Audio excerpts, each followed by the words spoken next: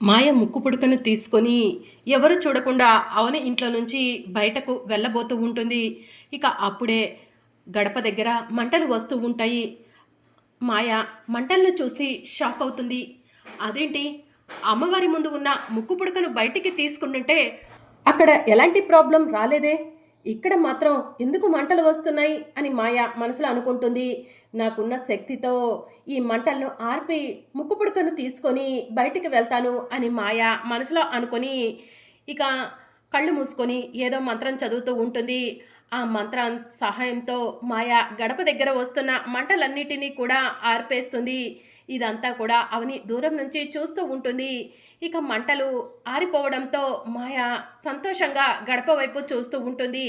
ఇక ముక్కు పుడకను తీసుకొని నేను ఇక్కడి నుంచి బయటికి వెళ్ళబోతున్నాను, ఇక నన్ను ఎవరు ఆపలెవరు అని మాయ మనసులో అనుకుంటూ ఉంటుంది.